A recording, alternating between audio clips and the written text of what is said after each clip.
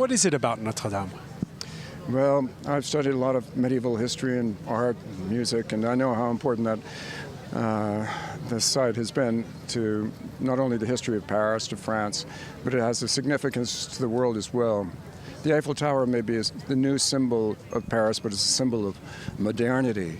And it was never meant to last more than a few years. Notre Dame was the symbol of eternity and meant to last thousands upon thousands of years. And for us to see it yesterday up in flames, you can imagine how that must have struck us right in the heart. Yeah. So this is interesting, Brian, because your references are the Middle Ages. Guests were telling us earlier how the reason Notre Dame captures the imagination is Victor Hugo's novel, which is 19th century romanticism. It's romanticism of the Middle Ages. Many people know the Middle Ages best through Victor Hugo. So it was his evocation of the history of the cathedral and of the earlier years of the cathedral.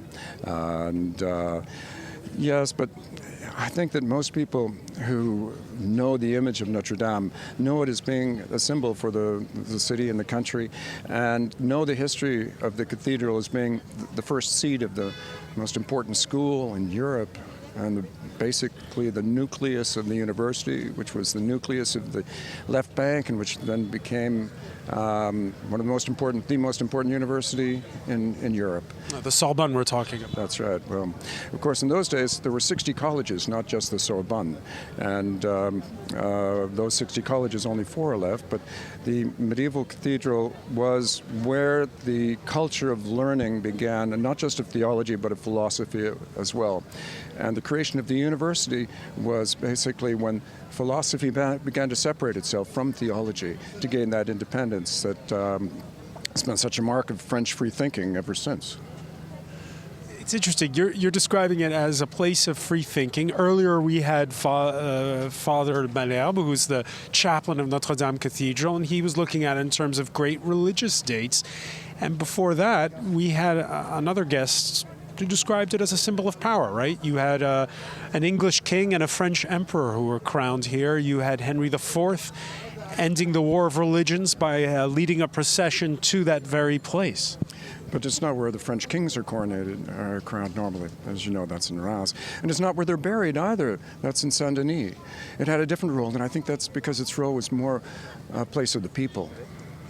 The Sainte-Chapelle was a symbol of power. It was the shrine for Saint Louis' crown of thorns.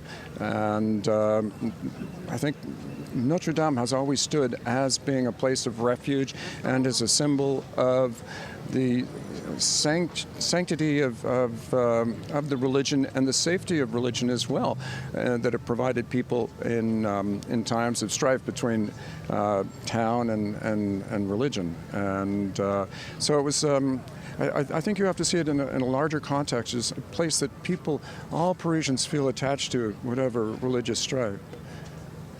Our previous guest was saying there's a bit of an unease in France when it comes to religion and the discussion about how you broach it in the 21st century. The scenes you've seen in your neighborhood, where you have your bookshop, over the last 24 hours, have they surprised you? It's a very subdued tone, and I know there are some people who are concerned that this is just a sort of a short-term sense of mourning, a sense of coming together, that it won't really last. But I think that after the attentat, that coming together has still meant the attacks of 2015. Exactly, those attacks from 3-4 years ago now. And I think that people come together now, not because they necessarily see Notre Dame as a symbol of power or religious authority, but as basically the focal point for intellectual and cultural history in Europe, as a center for, as the focal point for what makes this country great, precisely because of that tension between religion and free thinking. That France is a country that is, as I think better than most, managed to render compatible those two conflicting, often conflicting trends.